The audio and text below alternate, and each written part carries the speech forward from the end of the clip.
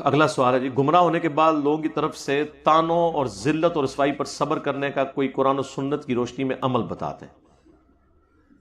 پہلے تو آپ کو مبارکباد دیتے ہیں گمراہ ہونے پہ، اور یہ انورٹڈ کامرس میں لکھا ہوا ہے انہوں نے، اس کا مطلب ہے یہ اردو جانتے ہیں۔ اردو میں جب انورٹڈ کاما میں یا انگلش میں بھی کوئی بات لکھی جاتی ہے تو وہ مقدس معنوں میں لکھا جاتا ہے، کہتے ہیں نا میرا مقدس جرم ہے، وہ جرم نہیں ہوتا، سچائی کے لیے کھڑا ہونا ہے تو اسے جرم کہنے کے لیے نا مقدس جرم کہہ دیا جاتا ہے۔ اور اگر مقدس کا لفظ نہ لکھنا ہو تو پھر انورٹڈ کاما میں لکھا جائے گا کہ میرا جرم یہ ہے، جرم سے مراد کہ میرا اچھا کام یہ ہے، وہ بالکل اس کے الٹ معنوں میں لیا جاتا ہے۔ سب سے پہلے تو اللہ کا شکر ادا کریں کہ آپ بھی انگلی کٹا کے شہیدوں میں شامل ہو گئے۔ صحابہ کرام علیہم رضوان کو اللہ تعالیٰ نے جب ہدایت دی نبی علیہ السلام کے ذریعے تو ان کے تو ماں باپ کے خلاف انہیں تلوار بھی اٹھانی پڑ گئی جنگوں میں، آپ پہ تو یہ نوبت نہیں آئی۔ زیادہ زیادہ آپ کو تانے دیں گے تو سنتے رہیں اور اللہ کا شکر ادا کریں کہ آپ بھی انگلی کٹا کے ان شہیدوں میں شامل ہو رہے ہیں۔ قیامت والے دن اللہ تعالیٰ اس چھوٹی سی قربانی کے عوض ہمیں صحابہ کرام، اہل بیت اور اپنے انبیاء کا پڑوس نصیب فرمائے، آمین۔ یہ اللہ سے دعا کرنی چاہیے۔ صبر کا موقع کے لیے قرآن پاک میں جگہ جگہ نبی علیہ السلام کو بھی جب تکلیفیں پہنچتی تھی اپنے رشتہ داروں سے، تو قرآن میں اللہ تعالیٰ نے سورہ ہود کے اندر باقی جگہوں پہ فرمایا کہ ہم انبیاء کے واقعات اس لیے آپ سے بیان کرتے ہیں تاکہ آپ کے دل کو استقامت دیں اس پورے ایشو کے اندر۔ آپ ہمارے بندے نوح کو یاد کریں، آپ ہمارے فلاں بندے کو یاد کریں، یوں اللہ تعالیٰ کی طرف سے تسلیاں دی جاتی ہیں انبیاء کے واقعات۔ تو سر آپ بھی انبیاء کرام کے واقعات جو قرآن میں ہیں کہ ان کی قوموں نے ان کے ساتھ کیا سلوک کیا ان کو یاد کریں، ہمارے نبی علیہ السلام کی تکلیف کو یاد کریں، حسین ابن علی کی تکلیف کو یاد کریں، تو آپ کو اپنی تکلیفیں بڑی چھوٹی بلکہ بونی سے بھی بونی نظر آنا شروع ہو جائیں گی۔ جامع ترمذی میں حدیث ہے کہ روئے عرض پہ سب سے زیادہ اللہ کی راہ میں تکلیفیں انبیاء کو آتی ہیں، اس کے بعد ان لوگوں کو جو انبیاء کے بعد اللہ تعالیٰ کو سب سے بڑھ کر محبوب ہوتے ہیں، اور اس کے بعد ان لوگوں کو جو ان کے بعد سب سے بڑھ کر محبوب ہوتے ہیں۔ اور اللہ تعالیٰ انسان کو اپنے ایمان کے مطابق آزماتا ہے اور انسان ان تکلیفوں سے گزرتا رہتا ہے حتیٰ کہ اس کی موت کا وقت آ جاتا ہے اور وہ زمین سے پاک و صاف اٹھا لیا جاتا ہے، اس کے نامہ اعمال میں کوئی برائی باقی نہیں رہتی، یعنی اس کی تکلیفیں اس کے گناہوں کا کفارہ بن جاتی ہیں۔ بخاری مسلم دونوں میں حدیث ہے کہ مسلمان کو کوئی دکھ، درد، اندیشہ حتیٰ کہ اس کے پاؤں میں کانٹا بھی چبھ جائے، اللہ تعالیٰ اس کے بدلے میں اس کے گناہ معاف کرتا ہے، یعنی اس کے گناہوں کا کفارہ یہ تکلیفیں بن جاتی ہیں۔ تو آپ یہ ساری چیزیں یاد کریں، اور ایمان کا ٹیسٹ ہی اس کے اندر ہے، تکلیف کے بغیر کون سا آپ کو ایمان کا مزہ آئے گا؟ سب کچھ ہیپی ہیپی چل رہا ہے تو ایمان کا تو ٹیسٹ ہی نہیں آتا جب تک تکلیف نہ آئے۔ آپ دیکھیں گوروں کو تکلیفیں آتی ہیں کس طرح وہ ثابت قدم ہے، یہاں بھی آپ کو تکلیف تو آئے گی۔ ایک تو وہ روش ہے کہ آپ بریلوی ہیں تو بریلوی پیدا ہو کے بریلوی مر جائیں، دیوبندی ہیں دیوبندی پیدا ہو کے دیوبندی مر جائیں، انشاءاللہ کوئی تکلیف نہیں آئے گی۔ لیکن جیسے ہی آپ اپنے سسٹم میں کوشچن کرنا شروع کریں گے تو آپ کے وہ لوگ جو آپ کو کل تک ممبر پہ بٹھاتے تھے، ممبر سے گھسیٹ کے اتاریں گے اور جوتیاں بھی ماریں گے، اور آپ کے خلاف پروپیگنڈا بھی چلائیں گے کہ بے دین ہو گیا، کبھی کہہ دیں گے قادیانی ہو گیا، کبھی کہہ دیں گے یہود و نصارہ کا ایجنٹ ہے، کبھی کہہ دیں گے دیکھیں نا زیادہ پڑھ لکھ کے انسان گمراہ ہی ہو جاتا ہے۔ تو ان کو میں یہ کہتا ہوں کہ کیا قادیانی صرف اس لیے کافر ہیں کہ ان کے ماں باپ قادیانی تھے؟ آپ کے ماں باپ قادیانی ہوتے تو آپ کیا ہوتے؟ اور آپ کو آ کے میں سمجھا رہا ہوتا کہ ختم نبوت کا یہ مطلب نہیں ہے جو تمہارے دجال نے لیا ہے، بلکہ وہ ہے مطلب جو قرآن و سنت میں آیا ہے، تو آپ نے کہنا تھا کہ اتنے بڑے بڑے علماء پاگل ہیں۔ تو یہی کچھ آپ اپنے فرقے کے بارے میں بھی سوچ لیں کہ پوری زندگی آپ جس فرقے میں گزار رہے ہیں، کیا اس فرقے میں پیدا ہونے کی وجہ سے، یا آپ کے محلے کی مسجد اس فرقے کی تھی، یا آپ کو دین کی تڑپ اس فرقے کی وجہ سے ملی ہے، تو اب وہ ٹھیک ہو جائے گا۔ اس حساب سے تو مجھے بریلوی رہنا چاہیے تھا۔ میں آج تقویٰ و پرہیزگاری کی جتنی کوشش کرتا ہوں، اس میں سب سے بڑی کنٹریبیوشن اگر اس پلانٹ ارتھ پہ کسی پرسنالٹی کی ہے نا میرے ماں باپ کے بعد، تو مولانا الیاس قادری صاحب ہیں۔ اسکول ایج میں دعوت اسلامی کے ساتھ اٹیچ ہو گیا تھا۔ یہ تحقیق کا کام تو میں نے یونیورسٹی سے بھی فارغ ہونے کے بعد شروع کیا ہے۔ تو کیا جب مجھے سمجھ آئی ہے تو میں یہ کہوں کہ چونکہ الیاس قادری صاحب کی وجہ سے میں دین کے راستے پہ آیا تھا، لہٰذا کسی طریقے میں کوشش کروں کہ ان کے عقیدے میں جسٹیفائی کر لوں. بھائی میں نے تو اس شخص کو فالو کرنا ہے جس کی قبر مدینے میں ہے. میں نے اس شخص کو فالو نہیں کرنا جو کراچی میں بیٹھا ہوا ہے یا رائے ونڈ میں بیٹھا ہوا ہے. کتاب و سنت کو فالو کرنا ہے. اور میں بار بار دعویٰ کرتا ہوں ہم نے کوئی ایک نظریہ ایسا پیش نہیں کیا جو ہم سے پہلے اس دنیا میں ایگزسٹ نہ کرتا ہو اور اسے کوئی نہ کوئی عالم دین یا فرقہ انڈورس نہ کرتا ہو. ہاں یہ ہو سکتا ہے کہ کچھ چیزوں کو بریلوی انڈورس کرتے ہوں دیوبندی نہ کرتے ہوں, کچھ کو دیوبندی کرتے ہوں بریلوی نہ کرتے ہوں, کچھ کو اہل حدیث کرتے ہوں باقی دو نہ کرتے ہوں, کچھ کو شیعہ کرتے ہوں باقی نہ کرتے ہوں, کچھ کو باقی کرتے ہوں شیعہ نہ کرتے ہوں. لیکن کوئی ایک نظریہ ایسا بتائے کہ یہ جو علی بھائی نے بات کی ہے نا, یہ بات ایسی ہے جو دنیا کا کوئی فرقہ اون نہیں کر, تو پھر ہم نے نئی تو بات کوئی نہیں کی ہے. اس اعتبار سے دیکھا جائے تو سارے فرقے ہی نئے ہیں. بریلوی کی جن باتوں کو دیوبندی غلط کہتے ہیں تو پھر بریلوی مان لینا کہ یہ ساری باتیں دین میں نہیں ہیں, اور دیوبندیوں کی جن باتوں کو بریلوی غلط کہتے ہیں دیوبندی مان لیں کہ ٹھیک ہے جی ان کو چھوڑ دیتے ہیں, ہم جن کو بریلوی صحیح مانیں گے ہم بھی انہی کو صحیح مانیں گے. ہاں آ جاؤ, کو تیار ہوئے گا. ہمارے ایک بڑے قریبی دوست ہیں, انہیں ایک دیوبندی عالم صاحب کہنے لگے آپ نے بریلوی ہونا ہے ہو جائیں, دیوبندی ہونا ہے ہو جائیں, اہل حدیث ہونا ہے ہو جائیں, انجینئر کو نہ سنا کریں آپ. اور خود دیوبندی ہیں وہ.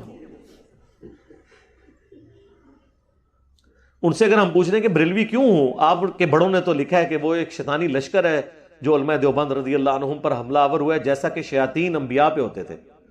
اور اگر وہ بریلوی مشورہ دے رہا ہے اسے کہیں کہ میں دیوبندی کیوں ہوں, آپ کے اعلی حضرت نے لکھا ہے کہ ان کے کفر میں شک کرنے والا بھی کافر ہے. اور یہ سارے فرقے بریلویوں کے سوا دیوبندی, اہل حدیث, قادیانیوں کو بیچ میں ذکر کیا انہوں نے, رافضی یعنی شیعہ کو بھی ذکر کیا, کہا کہ یہ سب کے سب 1,00,000 دفعہ بھی اللہ کا نام لیں تو ذبیحہ مردار ہی رہے گا, کیونکہ یہ سب کے سب مرتد ہیں. یہ بھی لکھا ہے صاحب, یعنی واجب القتل دین چھوڑ کے. حالانکہ یہ ٹیکنیکلی غلط ہے. مرتد تو تب ہوتے کہ جب یہ فرقے بریلویوں سے نکلے ہوتے ہیں. فرقے تو بھائی اس دن ہی بن گئے سن جس دن نبی علیہ السلام دنیا تشریف لے گئے سن. ثقیفہ بنی ساعدہ والے دن ہی 2 بڑے فرقے تو بن گئے تھے, لیکن اس وقت وہ فرقے سنی شیعہ پولیٹیکل اختلاف میں تھے, عقیدے میں دونوں ایک تھے, اور اس کو ہم فرقہ بھی نہیں مانتے. فرقہ اس وقت ہوتا ہے جب آپ عقیدے کی بنیاد پہ اختلاف کرتے ہیں. تو یہ تو سارا سلسلہ اسی وقت شروع ہو گیا تھا. تو یہ جب آپ یہ کہیں کہ یہ سب کے سب مرتد ہو کے مراد یہ کہ ہمیں چھوڑ کے گئے, تو آپ تو خود کسی کو چھوڑ کے آئے ہوئے ہیں, تو اپنے آپ کو مسلمان کہیں, اسی میں آپ فخر محسوس کریں. باقی مجلس نمبر 50 ہے میرے سے 22 سوالات ہوئے ہیں 4.5 گھنٹوں میں. انٹرویو آف انجینئر محمد علی مرزا. ہماری اس دعوت کے ساتھ جو لوگ اٹیچ ہیں ان کے لیے 2 ویڈیوز ایسی ہیں جو میں کمپلسری کرتا ہوں, مجلس 50 اور مجلس 100, کتابوں کا خدا اور بابوں کا خدا اور. وہ ہے مجلس نمبر 100 جس میں سمجھ لیں ساری جو ہم نے ہنگامہ کھڑا کیا ہے نا انورٹڈ کاما میں, وہ اس کا سارا خلاصہ ہے. اور مجلس 50 میں انٹرویو ہے کہ دعوت کا کام کیسے کرنا ہے, جب تکلیف آئے تو کس طریقے سے چلنا ہے, اس چیز کو کس طریقے سے ٹرانسفر کرنا ہے. یار اس سے زیادہ سافٹ دعوت کیا ہوگی. ہم نے آج تک کسی کو کہا جی اگلی دفعہ آنا تو 4 بندے ساتھ لے کے آنا, بتائیں کوئی چندہ بک آپ کو دی ہو, کوئی مسجد بنائی ہو, کوئی مدرسہ بنایا ہو, کوئی ڈیوٹی لگائی نہیں ہے, گھر بیٹھے سردیوں میں رضائی کے اندر گھس کے, وہاں سے بیٹھ کے آپ ڈیجیٹل میڈیا کے ذریعے لوگوں کے گھروں پہ دستک نہ دیں تبلیغی جماعت کی طرح, ان کے بیڈ روم میں پہنچے جہاں وہ بیٹھے موبائل کے اندر. اتنا آسان طریقہ ہے دعوت دینے کا. کامیابی کے لیے جو 4 شرائط ہیں نا ان میں سے 2 تو ساری پوری کرتے ہیں, ایمان اور عمل صالح, الا الذین آمنوا وعملوا الصالحات. آخری 2 بڑی سخت ہیں, وتواصوا بالحق وتواصوا بالصبر.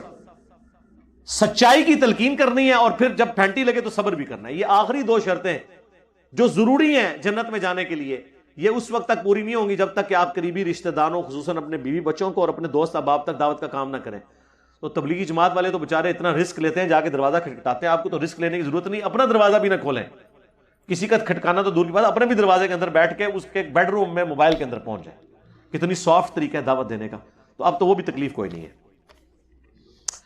اکثر شیعہ ائمہ مساجد کا کپڑا ٹخنوں سے نیچے ہوتا ہے، کیا ایسے امام حالت نماز یہ بریلویوں کا بھی ہوتا ہے، اس پہ میری ویڈیو پچھلے دنوں اپلوڈ ہوئی تھی، ٹخنے ننگے رکھنا. تو نماز تو پڑھ لیں، اس کی غلطی کا وبال اس پہ رکھیں، اس سے بڑی چیز ہو جاتی ہے. عقیدے خراب ہوتے ہیں لوگوں کے، ہم کہتے ہیں آپ نماز پڑھ لیں، سنت کے مطابق نماز نہیں پڑھ رہے ہوتے، رفع الیدین نہیں کر رہے ہوتے، ہم کہتے ہیں آپ سنت کے مطابق ان کے پیچھے پڑھ لیں. امت کی جمعیت سے الگ نہیں ہونا. وہ صحیح بخاری میں حضرت ابو ہریرہ کو جو نبی علیہ السلام نے فرمایا تھا 694 نمبر حدیث کہ ایسے امام آئیں گے جو غلط نمازیں پڑھائیں گے، تم ان کے پیچھے پڑھ لینا، ان کی غلطی کا وبال ان پر ہوگا. اور 695 نمبر حدیث میں حضرت عثمان کو جب آ کے ایک شخص پوچھتا ہے کہ حضرت آپ ہمارے امام ہیں دنیا اور آخرت کے اس حوالے سے کہ امیر المومنین ہیں، اور مسجد کا امام بھی امیر المومنین ہوتا تھا، اور مسجد پہ فتنے کے امام کا قبضہ ہے، ہم ان کے پیچھے نمازیں پڑھیں یا نہیں؟ تو آپ نے فرمایا نماز ان کے پیچھے پڑھو، نیکی کے کاموں میں ان کا ساتھ دو. نماز ہی تو ایک کامن اجتماعی مسلمانوں کی نیکی کا کام ہے، اس میں ان کا ساتھ دو اور برائی میں ان سے الگ رہو. سنن کبریٰ البیہقی میں آتا ہے عبداللہ ابن عمر کہتے تھے جب تک خوارج کی مساجد سے حی علی الصلاح حی علی الفلاح کی آواز آئے گی ہم ان کے سلام کا جواب بھی دیں گے اور اذان کا جواب بھی دیں گے، یعنی ان کے پیچھے نمازیں بھی پڑھیں گے. لیکن جب یہ ہمیں کہیں گے کہ ہم اپنے بھائیوں کو قتل کریں تو پھر ہم ان کا ساتھ نہیں دیں گے. تو آپ ترغیب دلا سکتے ہیں. ان کے لیے ترغیب میں آپ کو بتا دیتا ہوں کیا ہے. ان کے لیے ترغیب یہ ہے کہ آپ ان کو یہ بتائیں کہ یہ جو آپ کے اس وقت دو بڑے مرجے ہیں نا، ایک خامنائی صاحب ایران میں مفتی اعظم ایران، اور ایک عراق کے جو مفتی ہیں سستانی جن کو پچھلے دنوں ویٹیکن سٹی کے پوپ جا کے ملے ہیں، ان کو آپ دیکھ لیں، ان کی داڑھی بھی جو ہے وہ اہل حدیث والی اتنی بڑی، اور ان کا چوغا بھی آپ دیکھیں ٹخنوں سے اوپر ہے. یہ ویسے ہی نیچر کے قریب ہے کہ زمین کے ساتھ نہ لگے. تو بس یہ ترغیب دلائیں، باقی ان کی مرضی. علی بھائی ہم احساس کفالت میں کام کرتے ہیں، ہم جب کسی عورت کو اس کے پیسے نکال دیتے ہیں تو وہ خوشی سے ہمیں 12,000 میں سے 500 نکال دیتی ہے، یہ حلال ہے یا حرام ہے؟ خوشی سے کیوں دیتی ہے؟ پہلے ہی 12,000 ہے، وہ 500 کیوں دے گی خوشی نال؟ ہاں اس کا طریقہ جب وہ خوشی سے دے نا تو آپ اسے کہیں کہ میری بہن یہ 500 روپے لے کے آپ اپنے گھر والوں کو ہماری طرف سے کچھ کھلا دیں، ہمیں آپ اس رسک میں نہ ڈالیں. میں تک نہ کیڑی پہنتا ہوں پھر بھی دے کے جاندی ہے. یہاں پہ وہ جائیداد بھی معاف کروا لیتے ہیں اور بہنوں سے، وہ کہتے ہیں نہیں ہماری بہن نے کہہ دیا ایسی پائی کو لینی ہی نہیں. بہن دے بچیاں کو پوچھو کہ پائی کو لینی کہ نہیں، وہ کہیں گے چمڑی بھی مامے دی لا کے لواں گے، ایسی دی تیسی دی. اس طرح نہ کریں، آپ اس کے ہاتھ میں پکڑائیں، میں دیکھتا ہوں آپ کو کون سی بہن لکھ کے دیتی ہے. یہ زیادتی نہ کیا کریں. یہاں پہ بھی بخاری مسلم دونوں میں حدیث ہے، نبی علیہ السلام نے زکوٰۃ کی کلیکشن کے اوپر کچھ اصحاب کو بھیجا. جب وہ واپس آئے تو انہوں نے کہا یہ تو وہ زکوٰۃ ہے جو ہمیں لوگوں نے دی ہے بھیڑ بکریوں کی شکل میں، اور یہ وہ بکریاں ہیں جو ہمیں لوگوں نے گفٹ دی ہیں. تو جو ہمیں گفٹ ملا ہے وہ تو ہمیں ملا ہے، اور جو زکوٰۃ ہم نے اسلامی حکومت کے لیے جمع کی ہے اسے ہم بیت المال میں جمع کراتے ہیں. تو نبی صلی اللہ علیہ وآلہ وسلم نے فرمایا یہ جو گفٹ ملے ہیں نا یہ بھی بیت المال میں جمع ہوں گے. تم میں سے کوئی شخص جا کے اپنی ماں کی گود میں سر رکھ کے بیٹھ جائے، میں دیکھتا ہوں اسے وہاں کون جا کے گفٹ دیتا ہے. یہ گفٹ تمہیں اس پوسٹ کی وجہ سے ملے ہیں، لہٰذا یہ بیت المال میں جمع ہوں گے. یہ پرائم منسٹر صاحب بڑے سیخ پا ہوئے تھے نا وہ توشہ خانہ کیس کے اندر. تو پرائم منسٹر صاحب جو آپ کو گفٹ ملے نا، ایون آپ کو جو ذاتی گفٹ بھی کوئی دیتا ہے نا دوسرے ملک کا حکمران، وہ آپ کو پاکستان کے پرائم منسٹر ہونے کی وجہ سے دے رہا ہے، ورنہ وہ گفٹ مولانا طارق جمیل صاحب کو کیوں نہیں آگے کوئی دے کے چلا گیا؟ آپ کو دے کے گیا نا، کیونکہ آپ پرائم منسٹر ہیں. لہذا پرائم منسٹر کو جو بھی گفٹ ملے گا وہ گفٹ اس نے بیت المال میں جمع کروانا ہوگا. آدھی قیمت پہ خرید کے اپنے دوستوں کو گفٹ نہیں کرنا ہوگا. یہ پرائم منسٹر صاحب ان سے پہلے بھی جو جتنے پرائم منسٹر گزرے ہیں آپ ذرا دیکھیں، کروڑوں کی گاڑیاں یہ کوڑی داموں خرید کے تو اپنے دوستوں کو گفٹ کر دیتے ہیں اور کہتے ہیں یہ ہمیں گفٹ ملا ہے. او بھائی آپ کو گفٹ ملا ہے اس پوسٹ کی وجہ سے، لہٰذا یہ اس قسم کی جو مٹھائی کے جو پیسے، مٹھائی وہ ہوتی ہے جو اپنی خوشی سے کوئی دے. جب اس عورت کو آپ نے چکر اتنے لگوائے ہیں اور اس کو وہاں پہ کتنے لوگ کان میں سمجھا بھی رہے ان کے جدو پیسے لفڑنا تسی تھوڑا کرنا ہے، تو وہ خوشی سے نہیں دے رہی ہے، یہ آپ کو وہم ہو گیا ہے، آپ نے ویسے کبوتر کی طرح آنکھیں بند کی ہوئی ہیں. اس طرح خوشی سے کون دیتا ہے؟ وہ خوشی سے 500 روپیہ باہر کسی رکشے والے کو نہیں دے رہی. وہی عورت باہر نکل کے نا 50 اور 60 روپے کے درمیان ایک رکشے والے سے لڑ رہی ہوگی، رکشے والا کہہ رہا ہوگا میں نے 60 روپے لینے ہیں, وہ عورت کہہ رہی کہ میں 50 دینے ہیں. اس حلال کی روزی کمانے والے رکشے والے کو 10 روپے فالتو نہیں دے گی, وہ تجھے 500 روپے مٹھائی کا وہ کیوں دے کے جا رہی ہے, حرام کا. اس پوسٹ کی وجہ سے ملا نا. اگر وہ اتنی فیاض ہوتی نا تو راستے میں جتنی گاڑیاں بدلے نا سب کو مٹھائی کھلاتی جائے. بات کرنے والی کرے. اور میں اپنی اسلامی بہنوں سے بھی ریکویسٹ کروں گا, کیونکہ زیادہ تر تو پیسہ اڑانے کی ذمہ داری ان کے ہاتھ میں ہوتی ہے نا. وہ اگلے دن ایک پوسٹ بھی لگی ہوئی تھی, وہ اسلام میں تو آیا نا بخاری مسلم میں کہ اوپر والا ہاتھ نیچے والے ہاتھ سے بہتر ہے. اوپر والے ہاتھ یعنی حضور نے مثال کے طور پہ, یعنی خرچ کرنے والا نیچے والا مانگنے والا ہوتا ہے. تو انہوں نے ایک پوسٹ بنائی ہوئی تھی, ایک ہاتھ تھا جو بالکل کالا سیاہ ہوا ہوا جس کے اوپر نشان پڑے ہوئے مزدوری کی وجہ سے, دوسری طرف ایک سفید سا ہاتھ تھا جس کے اوپر کچھ چوڑیاں, صرف ہاتھ دکھایا انہوں نے اور انگوٹھیاں, لکھا ہوا تھا کمانے والا ہاتھ, خرچ کرنے والا ہاتھ. تو یہ جو خرچ کرنے والا ہاتھ ہے نا, یہ خرچ کرنے والے ہاتھ سے ہم ریکویسٹ کریں گے کہ آپ لوگ ہزاروں کے کپڑے اور جوتیاں خریدتی ہیں اور پھر بڑا فخر سے آ کے اپنے خامدوں کو بتاتی ہیں کہ سیل لگی سی, میں 2 لے آئی ہیں.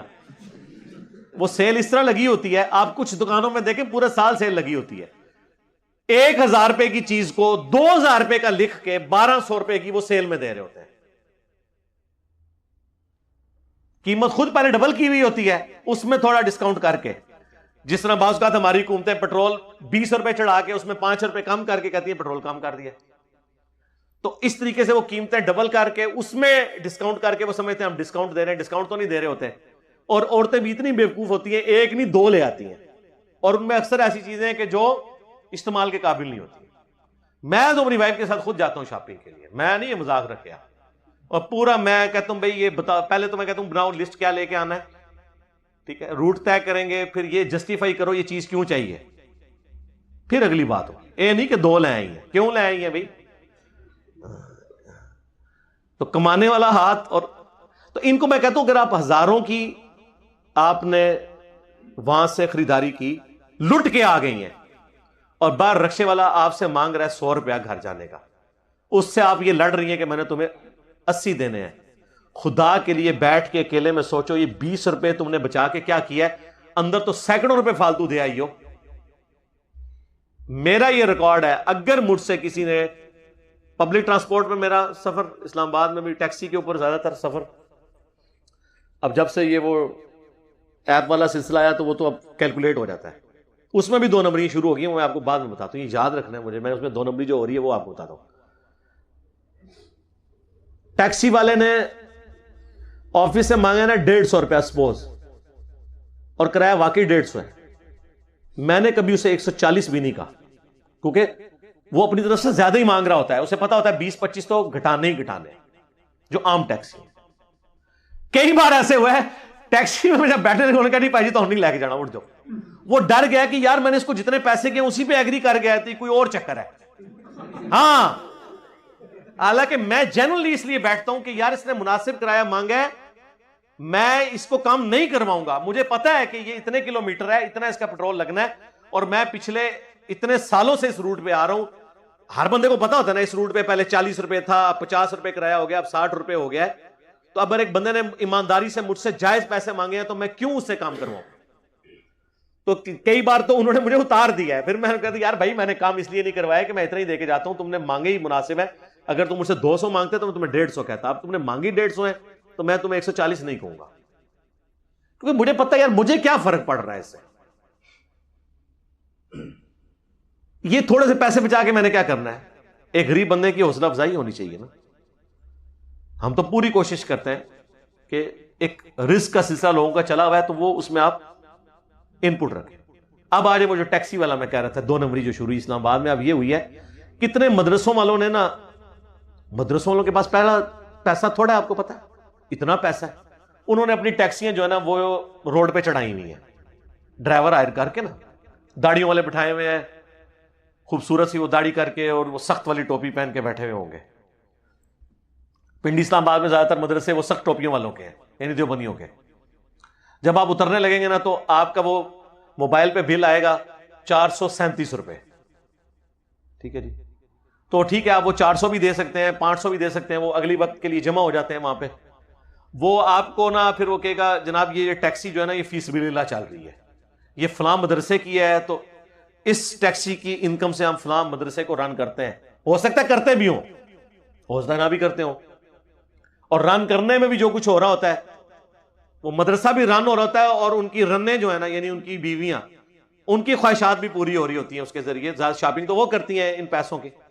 رن دو ہی ہوتے ہیں، پنجابی والا بھی تھے، انگریزی والا بھی. تو وہ پھر اب جس بندے نے 500 کا نوٹ دیا ہے نا، اب وہ جو 37 روپے کے اوپر بنے ہیں نا 63 روپے، وہ پھر کہتا چلو جی مدرسے میری طرفوں پا لینا. اور اگر آپ نہ دیں تو مانگ کے بھی لے لیتے ہیں. 2-3 دفعہ تو میرے ساتھ بھی ایسے ہو چکا ہے.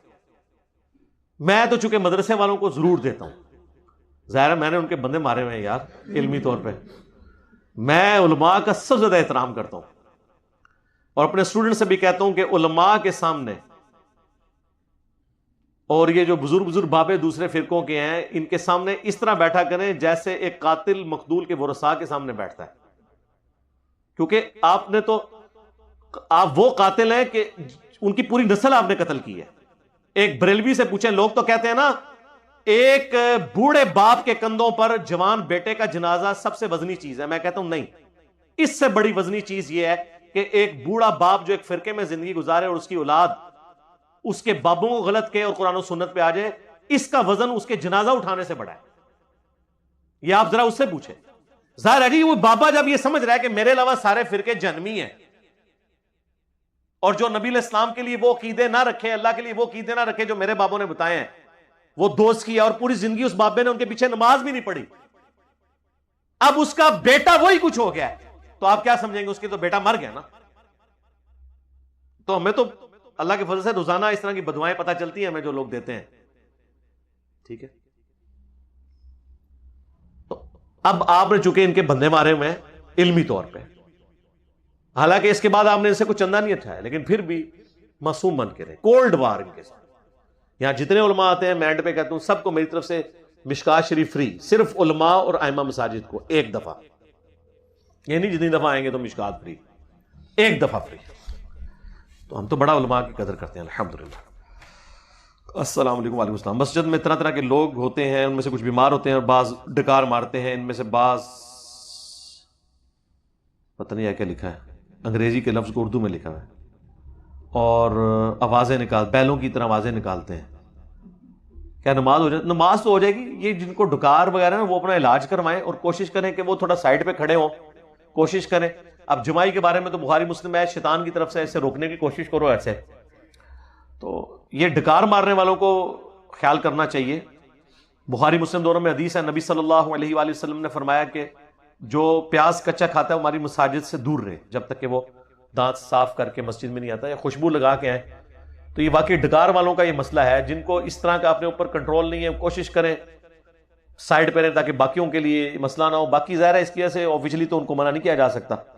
بیمار آدمی کو ترغیب ہی صرف دلائی جا سکتی کہ بھائی گھر ہی پڑھ لو، لوگوں کو نہ آ کے تنگ کرو یہاں پہ. اور اس میں کوئی اسی تنگی والی بات بھی نہیں ہے، بیمار آدمی گھر میں نماز پڑھ سکتا ہے. السلام علیکم. وعلیکم السلام. کیا پیر و مرشد کے پاس اتنی پاور ہے کہ وہ عرش ملہ تک رسائی حاصل کر لیں؟ ہاں جی ہے، لیکن کہانیوں میں.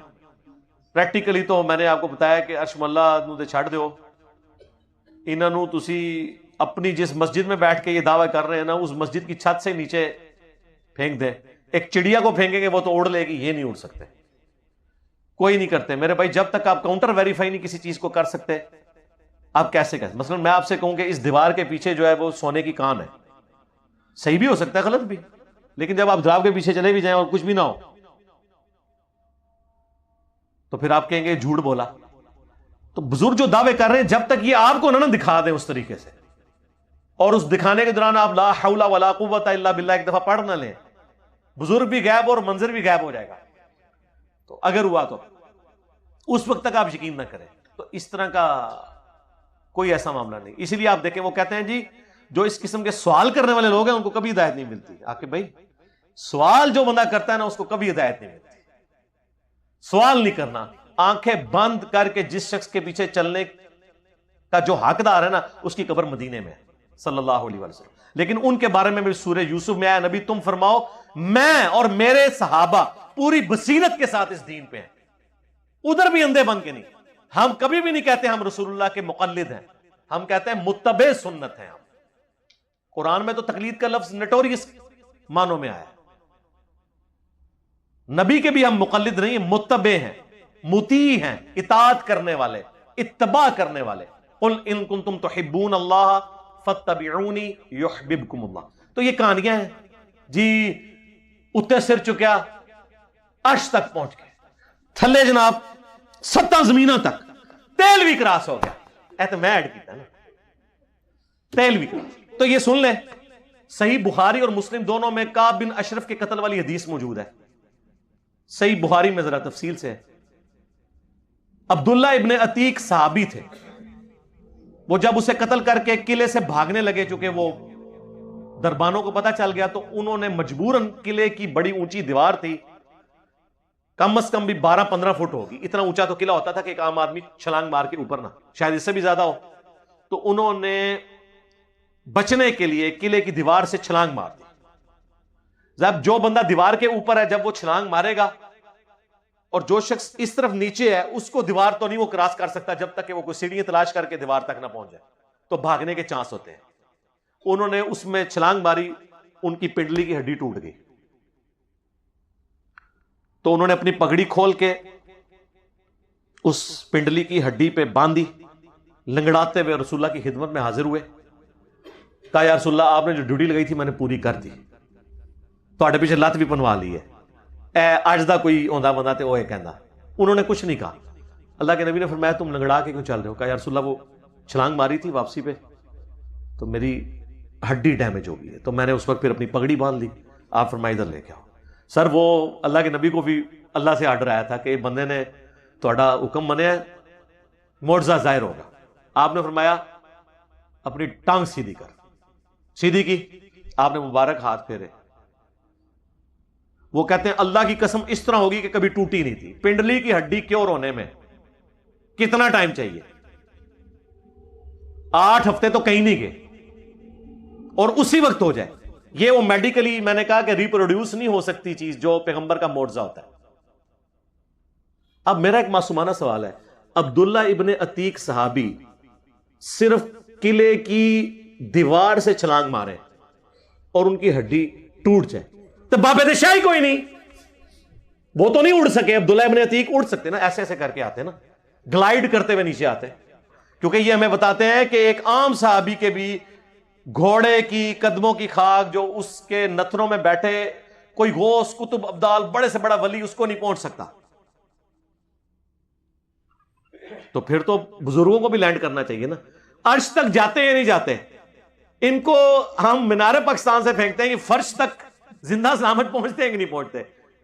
ایک سائڈ تے چیک کر سکتے ہیں فزیکلی, تو پتہ لگ جائے گا کتنے جوگن ہیں.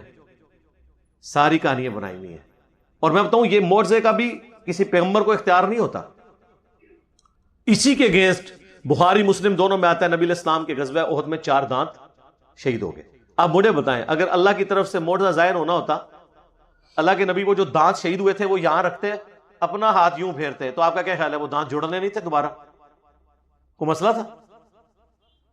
جب پنڈلی کی ہڈی, بس وہاں پہ آرڈر تھا, یہاں پہ آرڈر نہیں تھا. اس میں آپ کو اسی ازمائش سے گزارا گیا تاکہ نبی علیہ السلام کو باقی 8 سالوں میں جب صحابہ اکرام جب بھی حضور, اچھا وہ دانت ایسے نہیں تھے کہ جو عام حالت میں وہ سامنے ٹوٹے ہوئے نظر آتے تھے, وہ یہ نیچے کے جبڑے کے تھے دانت.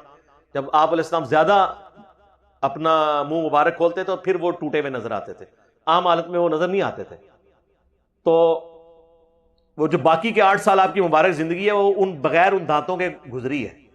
تو جتنی بار صحابہ دیکھتے ہوں گے نا, انہیں پھر یاد آتا ہوگا کہ ہم نے نبی کی نافرمانی نہیں کرنی, اور یہ بھی یاد آتا ہوگا کہ پیغمبر دنیا میں موجود ہوں اور ہم میں سے چند لوگ وہ نافرمانی کر بیٹھے, اس کی پاداش میں پیغمبر کو بھی اپنے دانت شہید کروانے پڑ جائیں, اور 70 کے قریب صحابہ بھی شہید ہو جائیں, اور فتح شکست میں بدل جائے, تو بعد والے تو یہ کہہ ہی نہیں سکتے کہ جو کچھ بھی ہے تیرے محبوب کی امت سے ہے.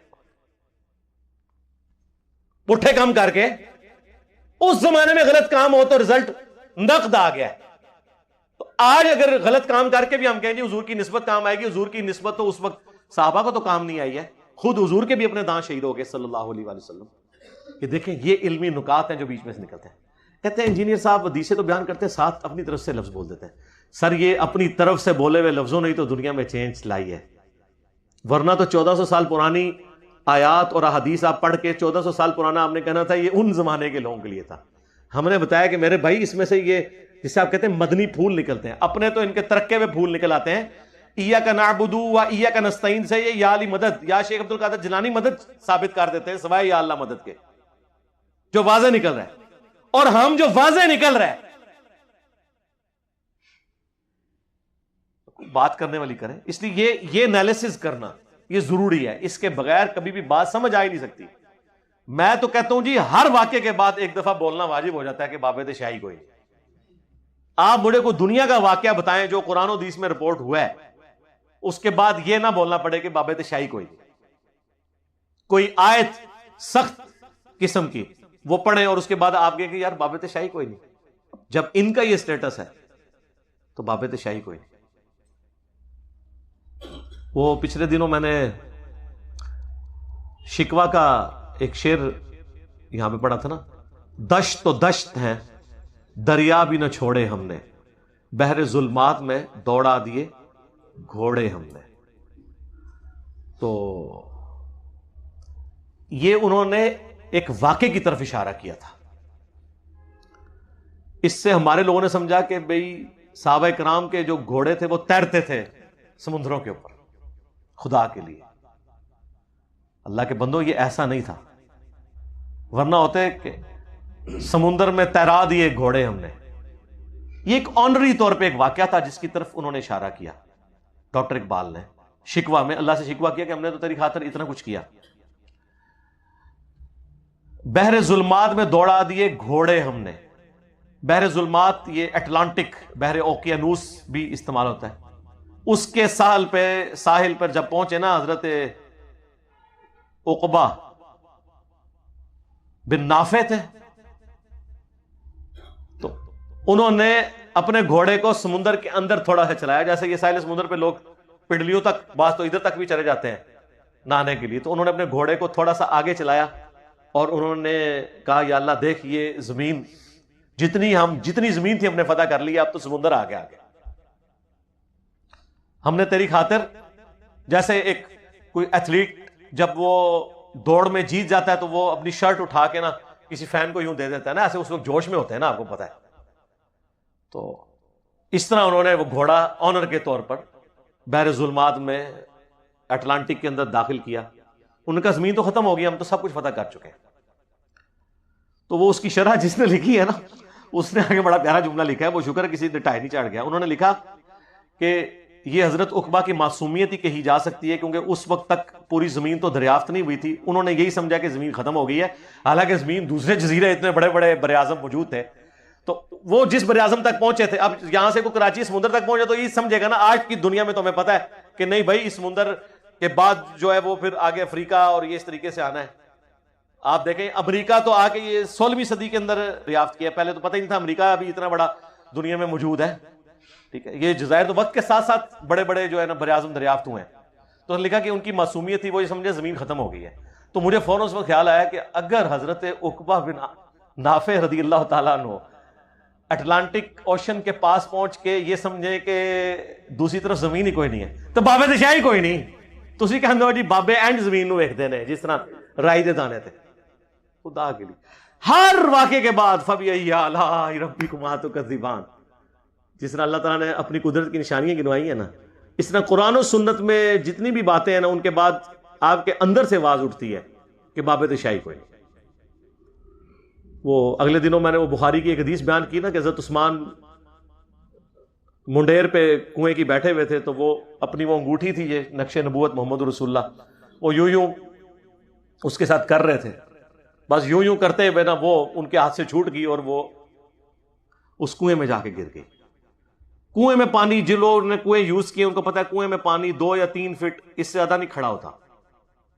وہ آپ جب نکالتے ہیں پھر سیپیٹ سے پانی اور آ جاتا ہے. یہ نہیں ہوتا کہ جو آپ کو پانی نظر آ رہا ہے تو سینکڑوں فٹ نیچے پانی ہے. پانی تو پتھروں کے اندر سے ہی نکلنا ہوتا ہے، ریت کے اندر سے ہی. وہ نیچے سمندر نہیں کوئی آ جاتا کہ بندہ ایک بار گرے تو جا کے ادھر نکلے گا. تو آپ کو پتا ہے کنووں میں پانی پھر گرمیوں میں خشک ہو جاتا ہے، پھر بارشیں ہوتی ہیں، پھر سیپیج کا آ جاتا ہے، تو نیچے مٹی ہی ہوتی ہے ظاہر ہے. حضرت عثمان نے وہ سارا پانی نکلوا دیا، وہ انگوٹھی نہیں ان کو ملی، حالانکہ ادھر ہی اسی ایریے میں ہی ہونی چاہیے تھی. یہ تو نہیں کہ سمندر میں چلی گئی ہے، وہ اللہ تعالیٰ نے واپس لے لی نا، اپنے نبی کی نشانی تھی. جس طرح بخاری مسلم میں آتا ہے، صحابی کہتے ہیں ہم اگلے سال جب صلح حدیبیہ والی جگہ سے گزرے تو وہ درخت اللہ نے ہمیں مشتبہ کر دیا، وہ درخت ہمیں نظر نہیں آیا. وہ اہل حدیث تو کہتے ہیں حضرت عمر نے کٹوا دیا تھا. سر حضرت عمر نے نہیں کٹوایا، وہ تو رسول اللہ صلی اللہ علیہ وسلم کے زمانے میں ہی وہ صحابہ کہتے ہیں جب حضور کی وفات کے بعد ہم جب گئے تو ہمیں وہ درخت اللہ نے بھلا دیا جس کے نیچے، جس کا ذکر قرآن میں ہے، صلح حدیبیہ کی بیعت ہوئی تھی، وہ اللہ نے بھلا دیا. تو وہ پانی سارا نکلوایا، حضرت عثمان کو انگوٹھی نہیں ملی. بس وہ انگوٹھی کی برکت تھی حضور کی، کیا تھا، بس وہ 6 سال حضرت عثمان کے جو ہے نا خلافت کے ہو چکے تھے. اگلے 6 سال پھر حضرت عثمان کے بھی مشکل گزرے، فتنوں کا دور آ گیا، خود بھی شہید ہو گئے، وہ حضور کی نشانی بھی چلی گئی. ظاہر ہے وہ اللہ نے سنبھال لی. بلکہ وہ اگلے دنوں میں نے اخبار میں کوئی رپورٹ پڑھی تھی کہ سعودی عرب والوں نے دوبارہ سے اس کنویں کی ساری صفائی کرائی ہے. اب تو وہ خشک ہو چکا ہوا ہے، تو لیکن وہ انگوٹھی نہیں ملی. تو اس ویڈیو کے نیچے ایک بندے نے کہا کہ علی بھائی یہاں پہ ایک جملہ چھوڑ گئے کہ اگر حضرت عثمان غنی رضی اللہ تعالیٰ عنہ کنویں کی صفائی کروائیں، انہیں تو اپنے ہاتھ سے گری ہوئی انگوٹھی بھی نہ ملے تو بابے تے شاہی کوئی نہیں. جنہوں کو اسی حساب لو آندے ہو کہ چور کیڑا ہے تو فلانا کیڑا ہے تو فلانا کیڑا ہے. حالانکہ اس میں چانس ہوتے ہیں کہ جنات آپ کو ماضی میں ہوئی بھی بات بتا دیں. جس طرح کہ سب سے بڑے جن تو ہم نے اپنے گھروں میں لگائے ہیں، 40 دن پرانے بھی آپ کو بندہ پکڑ کے بتا دیں گے، CCTV کیمرے. جنات مستقبل کی خبر نہیں دے سکتے سوائے جو نجومیوں کے کان میں کوئی مکس کر کے ڈال دیں، جو بخاری مسلم میں آتا ہے. ماضی کی خبر وہ دے سکتے ہیں کہ کیا ہوا تھا، اور اس کے بھی چانس ہوتے ہیں کہ غلط بھی ہو صحیح بھی ہو. تو سر اس جملے کو آپ ہلکا نہ سمجھیں، یہ بہت بڑا جملہ ہے. اچھا جی، dear sir I came from UK. اچھا جی، انگریزی نہ لکھا کرو یار، انگریزی لکھنی ہے تو آسان، ویسے یہ تو اچھی لکھی ہے. آئی آفن ڈو نماز ایز ظہرین، ظہر و اثر کو جمع کرتا ہوں. If one day I pray ظہر on its time but later have a call from work before ask time, can I پتہ نہیں کیا لکھا ہے. اچھا ریڈ نہیں لکھنا، آفر. ہاں جی، نماز پڑھی نہیں جاتی ہے، ادا کی جاتی ہے، اس کے لیے آفر نماز کا لفظ استعمال ہوتا ہے. اثر بیفور، ہاں جی کر سکتے ہیں، ظاہر ہے اسی وقت آپ کے اوپر ہو گیا نا، بالکل پڑھ سکتے ہیں. اور سر ثانی ہے، جب یہ آپ کو بتا دیا نا قرآن میں نماز کے 3 ٹائم ہی آئے ہیں، ان کے اندر 5 نمازیں، تو وہ صحیح مسلم میں جو 10 حدیثیں ہیں 1628 سے لے کر 1637 تک، اس میں یہی تو ہے کہ نبی علیہ السلام نے بغیر خوف کے، بغیر بارش کے، بغیر سفر کے، یعنی کوئی مجبوری بھی نہیں تھی آپ کی، تو پھر بھی مجبوری آ گئی. تو ابن عباس نے کہا نمازیں میں جمع کروائیں ظہر اثر کی اور مغرب عشاء کی، تاکہ امت کے لیے آسانی ہو جائے اور کوئی تنگی باقی نہ رہے. یہ آسانی ہے اور تنگی سے بچنے کے لیے. 5 کی گنتی پوری ہو گئی آپ کی، ٹھیک ہے. لیکن یہ نہیں ہو سکتا کہ فجر کو آپ زور کے ساتھ جمع کریں، زور اثر جمع ہوگی، مغرب اور عشاء. یا اگر کوئی آرمی چیف ہے یا پرائم منسٹر ہے تو وہ ملکین بھی پڑھ سکتا ہے. ہمارے ملک صاحب کی جو ایجاد ہے، یعنی غروب آفتاب سے آدھا گھنٹہ پہلے وضو کرے، زور اثر پڑھے، اور جیسے غروب آفتاب ہو مغرب عشاء پڑھے، 40 منٹ چاروں نمازہ پڑھ کے فارغ. لیکن یہ سارے ہستے نہیں جے، اے سپیشل ملک صاحب طرفوں آفر ہے. ظہرین مغربین تے ملکین، ملکاں لی نماز، ملک عربی علاوی. جمعے کی نماز کے بعد درود السلام جو کھڑے ہو کر پڑھا جاتا ہے، اس کے بارے میں میری ویڈیو ریکارڈ ہے میرے بھائی. انگوٹھے چومنا یہ روایت ضعیف ہے، انگوٹھے چومنے والی. اور درود السلام کھڑے ہو کے پڑھنا، ظاہر ہے یہ اردو میں لکھا گیا، ہم نے بھی نعت کے طور پہ اسے پڑھوایا ہے. یہاں پہ نعت کے طور پہ کبھی کبھار پڑھ لیا جائے، لیکن یہ جو روٹین بنائی ہوئی ہے کہ آپ نے جمعے کی نماز کے بعد پڑھنا ہے، جو نہیں پڑھ رہا اسے آپ نے وہابی سمجھتے ہوئے گھورنا ہے، بالکل غلط ہے. جمعے کے بعد صلاۃ والسلام پڑھنا، یہ میری ویڈیو آپ دیکھ لیں. ہاں جمعے کے دن درود شریف پڑھیں، ابو داؤد میں حدیث ہے، جمعے کا دن مشہود ہے، اس دن حضرت آدم علیہ السلام پیدا ہوئے، فوت ہوئے، اور قیامت بھی قائم ہوگی. تم جمعے کے دن مجھ پر کثرت سے درود پڑھو، تمہارا درود مجھ پہ پیش کیا جائے گا. ایک صحابی نے عرض کی کہ اللہ کے نبی جب آپ فوت ہو جائیں گے آپ کی ہڈیاں مٹی میں مل جائیں گی. یہ میں نہیں کہہ رہا، صحابی نے کہا. تو پھر بھی آپ پہ درود پیش ہوگا. آپ نے فرمایا ان اللہ حرم علی الارض ان تاکل اجساد الانبیاء، بے شک اللہ نے حرام کر دیا ہے مٹی کے لیے کہ وہ نبیوں کے جسموں کو کھائے. تو انبیاء کے جسم قبروں میں سلامت ہے، رسول اللہ پر صلاۃ والسلام پیش ہوتا ہے. بخاری مسلم دونوں میں حدیث ہے، جب تم پڑھو گے السلام علیک ایھا النبی ورحمۃ اللہ وبرکاتہ، السلام علینا وعلی عباد اللہ الصالحین، تو زمین و آسمان میں جتنے بھی نیک بندے ہیں ان تک اللہ تعالیٰ درود و سلام پہنچا دے گا. صلاۃ بر محمد وآل محمد، اللہم صلی علی محمد وعلی آل محمد. اور سنن نسائی میں حدیث ہے کچھ فرشتے زمین پر سیاحت کرتے ہیں اور میرے امتیوں کا سلام مجھ تک پہنچاتے ہیں. ہم نے نہیں فرشتوں سے کہنا کہ پہنچا دو کہ خادم آ رہا ہے، نہ، وہ ہم نے اللہ سے کہنا ہے اللہم صلی علی محمد. البتہ ابو داؤد میں ایک حدیث ہے جو میری قبر پہ آ کے سلام پڑھتا ہے نا، کیونکہ قبر والے چیپٹر میں ہے، اللہ میری روح لوٹا دیتا ہے، میں اس کے سلام کا جواب دیتا ہوں، لیکن وہ جواب آپ کو باہر نہیں سنائی دے گا، اور نہ آپ کا سلام قبر کے اندر جا رہا ہے، بلکہ اللہ برزخی طور پہ پہنچا رہا ہے. قبر رسول پہ مصنف ابن ابی شیبہ میں، فضل الصلاۃ علی النبی میں، الموطا امام مالک میں، المصنف ابن ابی شیبہ میں، 4 کتابوں میں صحیح سند سے عبداللہ ابن عمر جب بھی سفر پہ جاتے یا واپس آتے تو پہلے مسجد نبی میں 2 نفل پڑھتے، اس کے بعد قبر رسول پر آ کر عرض کرتے السلام علیکہ یا رسول اللہ، السلام علیکہ یا ابا بکر، حضرت ابو بکر کی قبر پہ، السلام علیکہ یا عمر، اور ایک روایت میں یا ابتا، اے میرے باپ آپ پر سلام ہو. تو یہ تو سنت ہے صحابہ کرام کی، وہ اللہ تعالیٰ پہنچا دے گا. اگر کوئی گناہ یا کسی برائی کی نیت سے سفر کرتا ہے اور وہ آپ کا بہت اچھا جاننے والا دوست ہے اور آپ اس کی برائی کا علم رکھتے ہوئے بھی اس کے ساتھ سفر کرتے ہیں، لیکن آپ کی نیت اچھی ہے اور آپ اپنے کام کی غرض سے جا رہے ہیں، تو کیا آپ گناہ میں شریک ہوں گے؟ اگر تو آپ اس کو ہیلپ آؤٹ کر رہے ہیں، راستے کا کرایہ دے رہے ہیں اس کو، پھر تو آپ شریک ہیں. اگر آپ اپنے کام سے جا رہے ہیں، وہ تو ایک گاڑی میں پتہ نہیں لوگ کس کس کام سے شریک ہوئے ہوتے ہیں، اس کو آپ بالکل سپورٹ نہ کریں. اور اس سے بڑی بات ہے اگر آپ کو پتہ ہے وہ غلط کام سے جا رہا ہے تو میرے بھائی سے سمجھائیں اور پروٹیسٹ کے طور پہ کہیں چونکہ تم اللہ کی نافرمانی کے کام میں جا رہے ہو، میں آپ کو تھوڑا سا بلیک میل کرتا ہوں، مدنی بلیک میل، کہ اگر راستے میں ایکسیڈنٹ ہو گیا اور وہ ایکسیڈنٹ ہوا اس کی وجہ سے تو بھی رگڑا نکل گیا، پھر کیا کرو گے؟ یہ ہو سکتا ہے نا جی. ابو داؤد اور ترمذی میں حدیث ہے کہ اگر کچھ لوگ کسی بستی میں ہوں اور وہ برائی دیکھتے ہوں اس کے باوجود اسے نہ روکیں جبکہ وہ قدرت بھی رکھتے ہوں، تو قریب ہے اللہ تعالیٰ سب پر عذاب بھیج دے.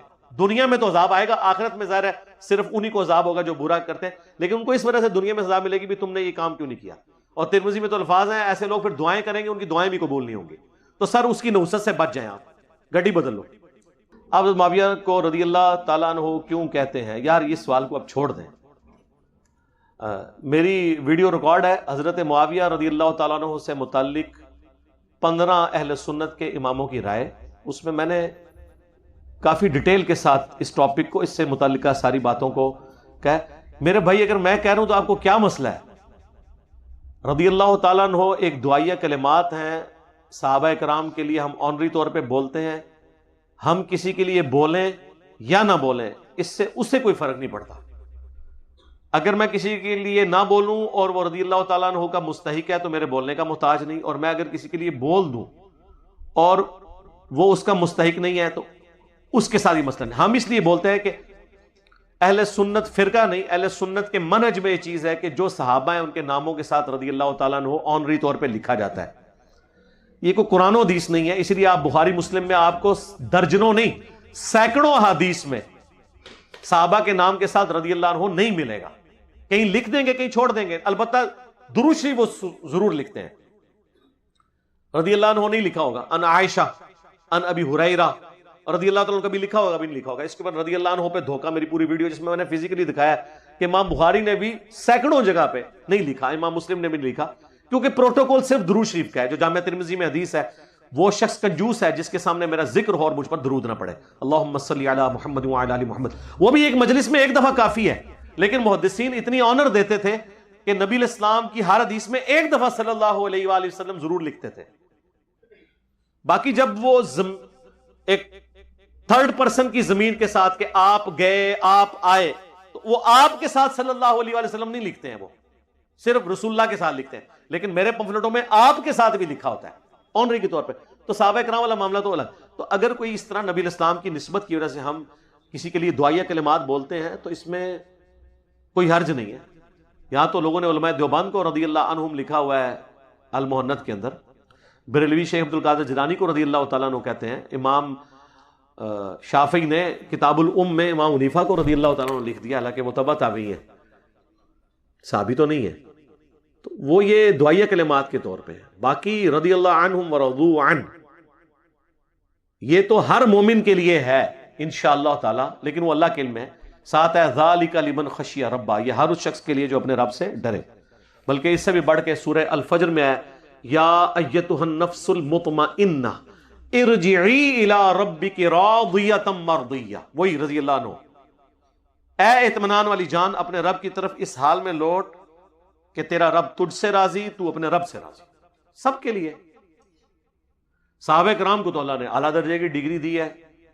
سورہ توبہ کے اندر والسابقون الاولون من المہاجرین والانصار، سبقت لے گئے جو پہلے پہل مسلمان ہو گئے، خواہ وہ مہاجرین ہیں یا انصار، اور جنہوں نے احسان کے ساتھ ان کی پیروی کی.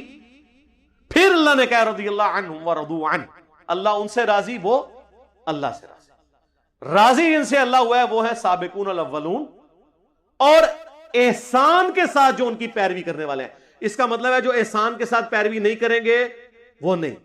احسان کے ساتھ پیروی کرنے والے پھر دو گروہ ہیں، ایک تو صحابہ، دوسرے تابعین بھی. میں قرآن سے ثابت کرتا ہوں اس آیت کے تحت کہ آپ تابعین کو بھی رضی اللہ عنہ کہہ سکتے ہیں. بخاری مسلم میں حدیث ہے نا، نبی صلی اللہ علیہ وآلہ وسلم سے پوچھا گیا کہ یہ جو سورۃ الجمعہ کی آیت ہے، سٹارٹ میں ہی آتی ہے نا، پارہ نمبر 28 کے اندر سورۃ الجمعہ میں اللہ تعالیٰ جو فرماتا ہے وَآخَرِينَ مِنْهُمْ لَمَّا يَلْحَقُوا بِهِمْ، اور ابھی بعد میں آنے والے لوگ ہیں جو ان سے بھی نہیں ملے ہیں، ان کا بھی اللہ تعالیٰ نے ذکر کیا. تو صحابہ نے پوچھا یہ کون لوگ ہیں؟ تو آپ نے حضرت سلمان فارسی کے کندھے پر ہاتھ رکھ کے کہا کہ دین اگر ثریا ستارے کی چوٹی پہ بھی ہوتا نا تو فارس کے لوگ وہاں سے حاصل کر لیتے. اسپیسیفکلی تو حضرت سلمان فارسی کو حضور نے انڈورس کیا کہ اتنی دور سے وہ کتنے مذاہب بدل کے اینڈ پہ مسلمان ہوئے.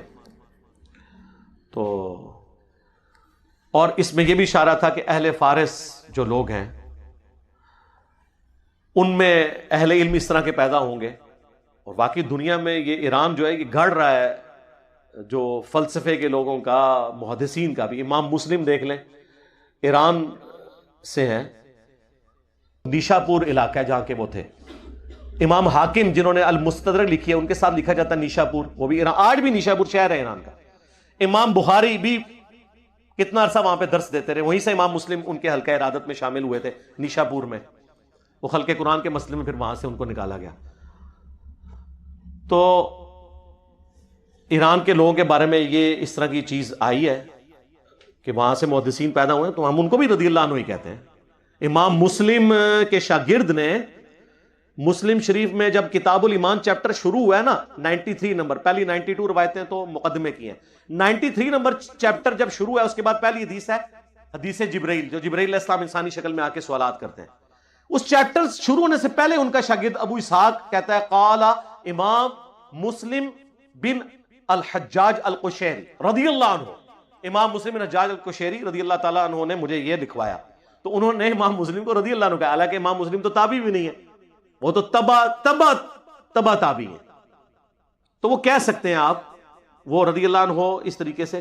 تو قرآن حکیم میں اللہ تعالیٰ نے احسان سے جو پیروی کرنے والے ان کو رضی اللہ عنہ کہا ہے. اس کے بعد کہا کہ مدینہ اور اہل مدینہ میں پکے منافق موجود ہیں اور وہ اتنے کٹر ہیں کہ اے نبی تم بھی انہیں نہیں پہچانتے ہو، اللہ پہچانتا ہے.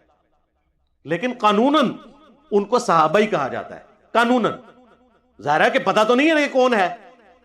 اب مجھے بتائیں غزوہ تبوک کے موقع پر جو حضور کے ساتھ 30,000 کا لشکر گیا تھا تو حضور صحابہ کو ساتھ لے کے گئے تھے نا. انہی میں سے 12 بندوں نے حضور پہ قاتلانہ حملہ کیا تھا نا واپسی پہ، چوٹی سے آپ کی سواری گرانے کی کوشش کی، جو مسند احمد میں پوری تفصیل موجود ہے اور صحیح مسلم میں 7035 نمبر حدیث ہے. نبی علیہ السلام نے فرمایا میرے اصحاب میں 12 منافق ہیں، وہ اس وقت تک جنت میں داخل نہیں ہوں گے جب تک کہ سوئی کے ناکے سے اونٹ نہ گزر جائے. یعنی امپاسبل. یہ مثال دی جاتی تھی عرب میں نا، قرآن میں بھی سورۃ الاعراف میں یہ مثال آئی ہے. اور ان میں 8 ایسے ہیں جن کی پشت پہ دبیلا پھوڑا نکلے گا جس کی ہیٹ وہ اپنے سینے میں محسوس کریں گے، اس پھوڑے سے ان کی موت ہوگی۔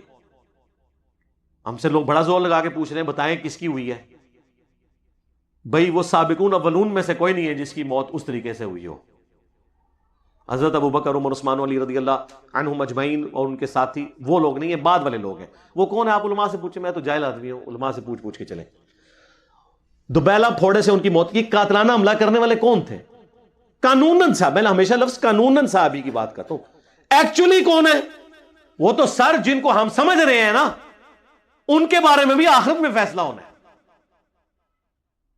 یہ جو نبی الاسلام کا ایک قریبی رشتہ دار عبید اللہ، جس کے ساتھ سیدہ ام حبیبہ کی شادی ہوئی تھی اور حضور کا صحابی تھا، ہجرت حبشہ میں حبشہ بھی گیا، یعنی سابقون الاولون میں، تو ان کو تو رضی اللہ عنہ اللہ نے کہا ہے قرآن میں، سابقون الاولون ہو گیا۔ حبشہ جا کے المستدرک الحاکم میں پوری ڈیٹیل موجود ہے، یہ جا کے عیسائی ہو گیا اور عیسائی مرا، مرتد ہو گیا۔ صحابی بھی سابقون الاولون میں سے بھی، حضرت معاویہ رضی اللہ تعالیٰ عنہ کی بہن ام حبیبہ کا خامند بھی، اتنے ٹائٹل اس کو، مرتد ہو کے مر گیا۔ اسی لیے جب واپس آئی تو حضور نے دلجوئی کے لیے پھر ام حبیبہ سے خود نکاح کیا، وہ ام المومنین بن گئی۔ آپ کے نزدیک تو اس کو مرتد نہیں ہونا چاہیے تھا، اللہ اس سے راضی ہو چکا ہوا تھا۔ ہاں جی دسو ہوں، بخاری مسلم دونوں میں حدیث ہے، ایک کاتب وحی، ایک کاتب وحی کے اوپر بڑا ایک کر رہے ہوتے ہیں نا، ایک کاتب وحی جس کے بارے میں بخاری مسلم میں آیا کاتب وحی، سورہ آل عمران، سورۃ البقرہ اس نے نبی الاسلام سے پڑھی، مرتد ہو گیا، مر گیا۔ دفناتے تھے، لاش زمین اٹھا کے باہر پھینک دیتی تھی، اور لوگ چیما گوئیاں کرنا شروع ہو گئے کہ یہ رسول اللہ کے ساتھی ہیں جو یہ اس کی لاش باہر نکال دیتے ہیں۔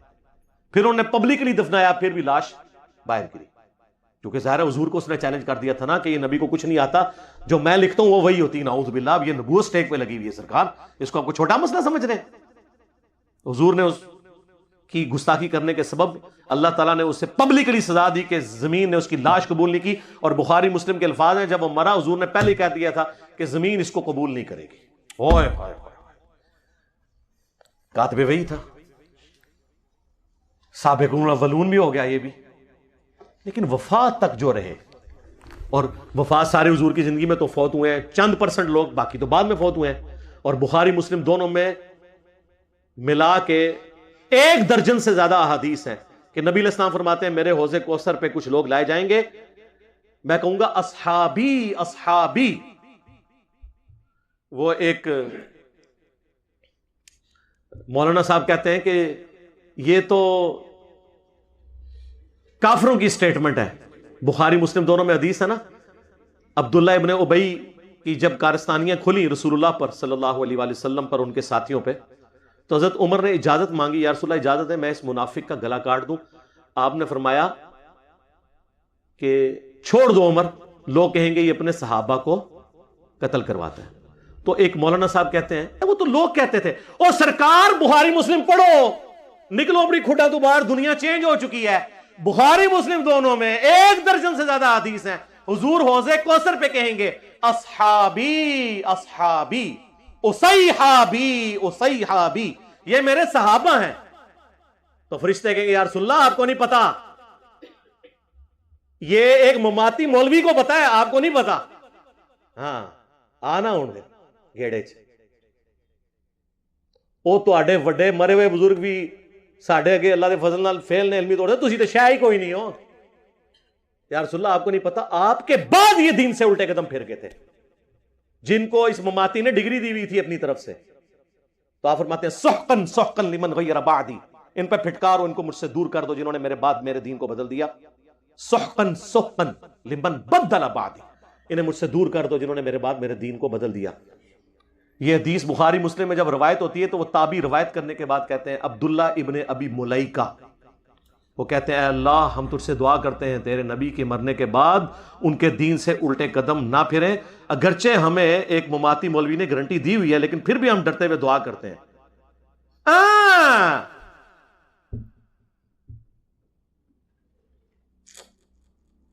ہم بھی اللہ سے دعا کرتے ہیں اللہم من احییتہ منا فأحیہ علی الاسلام وَمَن تَوَفَّيْتَهُ مِنَّا فَتَوَفَّهُ عَلَى الْإِيمَانِ۔ اور بخاری میں الفاظ ہے کہ یہ وہ لوگ تھے جن کے خلاف حضرت ابو بکر نے قتال کیا اپنے دور میں۔ کون؟ منکرین زکوٰۃ، مسلمہ کذاب سے مل جانے والے لوگ۔ اس سے مراد نعوذ باللہ جس طرح روافظ کہتے ہیں کہ سابقون الاولون کوئی بڑے اصحاب میں سے نہیں، وہ نہیں تھے۔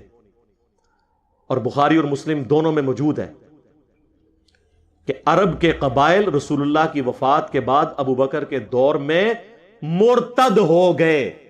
اب مجھے یہ بتائیں، رسول اللہ کی وفات کے بعد جو مرتد ہو وہ رسول اللہ کی زندگی میں کیا ہوتا ہے؟ مماتی صاحب، مسلمان نہیں کہنا، صحابی کہنا ہے۔ کلن کلن کہنا ہے، کلن تیرا کلن میں کٹنا ہوا، کلن وعد اللہ الحسنہ، کلن ریسن اصحابی اصحابی، وہ بھی کلن سن۔ تو انہوں کے پتا قرآن تو انہوں کتوں آنا ہے؟ جس جو منکرین حدیث ہو اسے قرآن آ ہی نہیں سکتا، یہ منکرین حدیث ہیں۔ یہ حدیث کو روایت کہہ کے تاریخ کہہ کے رد کہہ رہے ہوتے ہیں، حدیث کہتے ہیں لوگ ان کو لیتر مار کے ممبروں سے اتارے۔ یہ جو روایت اور جب تاریخ بول رہے ہو یہ بخاری مسلم کو کہہ رہے ہوتے ہیں، یہ نہیں مانتے اس کو۔ یہ پرویزیوں سے بھی گئے گزرے ہیں، پرویزی کم از کم چھپ کے تو نہیں سامنے ہے۔ کلن صاحب وہ کتنے گئے؟ پھر مرتد ہو گئے۔ حضور کی زندگی میں کیا تھے وہ؟ صحابی، کیونکہ یہ کہتے ہیں ایک نظر بھی دیکھ لیا۔ نہیں جی بعد میں چکے ہو گئے، نہیں سر بات کی تو ہم بات نہیں کر رہے۔ حضور کی جب آنکھیں بند ہوئی ہیں اس وقت تک وہ رضی اللہ عنہ تھے، اس وقت تو کسی کو نہیں پتا تھا، اور ایون حضور کو بھی نہیں پتا، بعد میں آپ کو بتایا جائے گا۔ سنن دارمی میں حدیث ہے، المستدرک للحاکم میں حدیث ہے، نبی علیہ السلام نے آیت تلاوت کی، اذا جاء نصر اللہ والفتح ورأیت الناس يدخلون فی دین اللہ افواجا۔ اللہ کی فتح آ گئی ہے اور تم دیکھ رہے ہو کہ لوگ گروہ در گروہ دین میں داخل ہو گئے۔ تو حضور نے کہا ان قریب میری وفات کے بعد لوگ اسی طریقے سے گروہ در گروہ دین سے نکل بھی جائیں گے۔ یہ کہہ رہا کافر کہتے تھے یہ تو حضور خود بتا کے گئے، اور یہ باتیں حضور کے نبی ہونے کی دلیل ہے کہ ہمارا پیغمبر وہ ہے جو اپنی وفات کے بعد کے واقعات بتا کے گیا۔ وہ کوئی جنگجو نہیں تھا، وہ اللہ کا پیغمبر تھا۔ باقی جنگجو جاتے ہیں جب دنیا سے، یہ نہیں بتا کے جاتے میرے بعد کیا ہوگا۔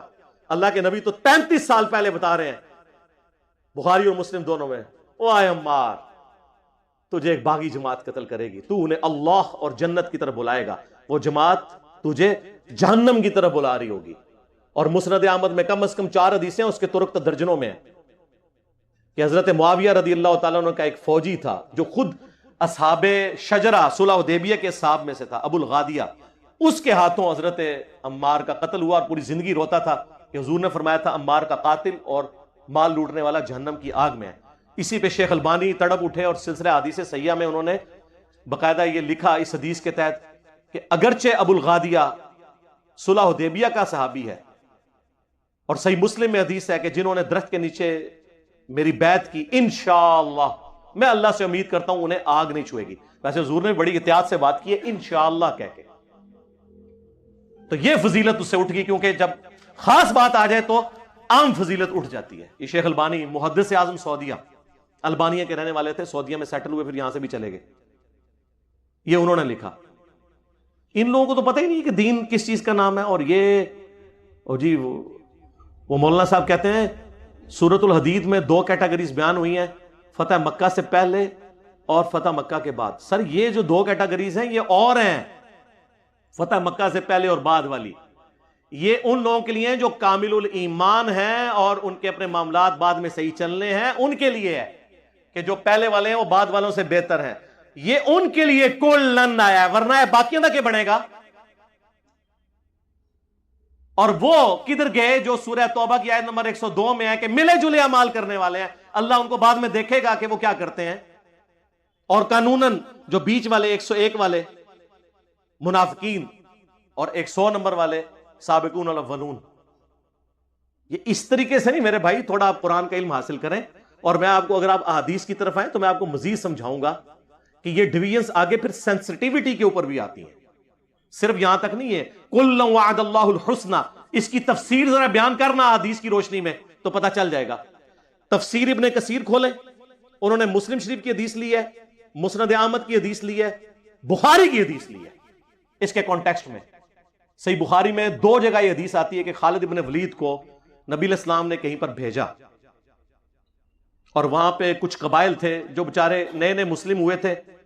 انہوں نے بجائے یہ کہنے کے نا اسلمنا ہم اسلام لے آئے, انہوں نے کہا ہم اپنے دین سے پھر گئے, اور وہ یہ کہہ رہے تھے ہم بت پرستی کے دین سے پھر گئے اور اسلام کی طرف آئے, لیکن انہیں یہ نعرہ نہیں آتا تھا. حضرت خالد بن ولید یہ سمجھے کہ یہ اسلام سے پھر گئے ہیں, انہوں نے ان کو قتل کرنا شروع کیا اور کچھ ساتھیوں کو انہوں نے صحابہ کے حوالے کیا کہ یہ بندے تم قتل کرو, یہ باقیوں نے کہا ہم نہیں قتل کریں گے جب تک رسول اللہ سے نہ پوچھے, اور انہوں نے نہیں قتل کیا. نبی علیہ السلام کے پاس اسی دوران مسند احمد میں آتا ہے, یہ بخاری میں تو اتنا ہی ہے, بخاری میں یہ بھی الفاظ ہیں, رسول اللہ کے پاس جب یہ شکایت آئی نا, آپ نے 2 دفعہ ہاتھ اٹھا کے کہا اے اللہ خالد ابن ولید نے جو کچھ کیا میں اس سے بری ہوں, میری کوئی ذمہ داری نہیں ہے, یہ خود اپنا معاملہ جو ہے نا اس کے ذمہ, اس نے اللہ کو جواب دینا, میری کوئی ذمہ داری نہیں, اور تسی تے شے ہی کوئی نہیں. اور مسند احمد میں موجود ہے اس موقع پہ حضرت عبد الرحمن بن عوف اور حضرت خالد ابن ولید کا آپس میں جھگڑا ہو گیا.